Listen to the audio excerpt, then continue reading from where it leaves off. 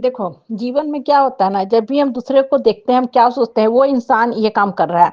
मतलब वो कर रहा है, तो उसको भगवान ने शायद कुछ अद्भुत ज्ञान, बुद्धि, विवेक, शक्ति दे के भेजा है, इसलिए वो कर रहा है, लेकिन हम लोग नहीं कर पाएँगे। ये सरासर सरासर गलत है।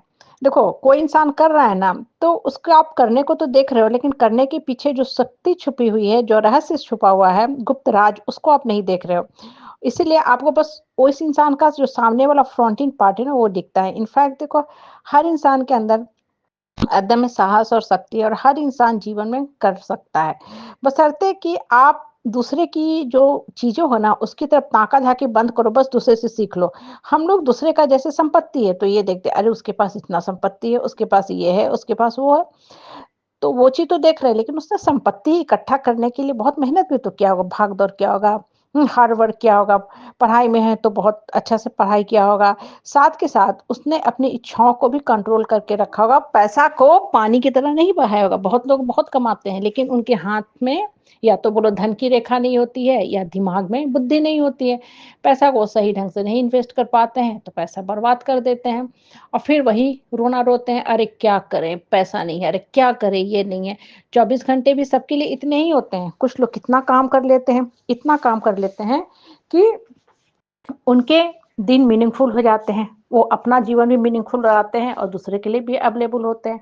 कुछ लोग देखोगे, वो कुछ नहीं करेंगे, लेकिन फिर भी कहेंगे, अरे क्या बताएँ, आज बहुत थक गए हैं, अरे क्या बताएँ, दिन कैसे निकल जाता है पता ही नहीं चलता, अरे क्या बताएँ, हाँ, हमको समय ही नहीं मिलता है। क्यों नहीं समय मिलता है? आप कहाँ संलग्न थे? किस काम में संलग्न थे? अपना डेली रूटीन का चार्ट बनाइए कि आप क्या-क्या किए? जैसे बच्चों को होता है ना, इस समय ये पीरियड, ये पीरियड, ये पीरियड, तो आपने क्या-क्या चार्ट बनाया है? चार्ट में देखिए, तब आपको पता चल जाएगा। जैसे होता है ना कि आप कोई सामान कहीं गुम गया है, तो जिस रास्ते आए हैं, उसी रास्ते आप खोजने निकलते हैं, तो आपको मिल जाती है। कहने का मतलब क्या है कि जीवन को मीनिंगफुल बनाना सीखो। जब आप जीवन को मीनिंगफुल बनाना सीखोगे ना, तब आपको पता चलेगा कि हाँ, हम बहुत कुछ कर सकते हैं।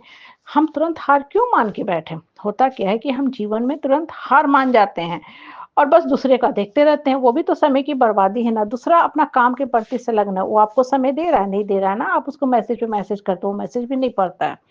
हाँ, इस बीच आपका इम्पोर्टेंट मैसेज भी छूट जाता है, क्यों? क्योंकि आपका जीवन बेकार की कामों में लगा हुआ है और उसका जीवन नेक काम में लगा हुआ है। और जब जिसका जीवन जैसा काम में लगा होता है ना, उसको वैसा ही फल मिलता है। ठीक है? विद्यार्थी जीवन में है, आपका पढ़ना काम है, आपको सोशल होना काम नहीं है। जन्म, मरण, शादी ये सब चीज़ें आपके लिए नहीं बनी हैं। ठीक है? पेरेंट्स को भी सैक्रिफाइस करना पड़ता है, क्योंकि जब बच्चा आपका योग बनेगा, तभी आपका बच्चा आपको देखेगा ना। आप दूसरे के फंक्शन में कितना भी बैठ लो, क्या फ़ायदा है? बेगानी शादी में अब्दुल्ला दीवाना, ये गाना, ये कोट्स हमने सबने सुना है।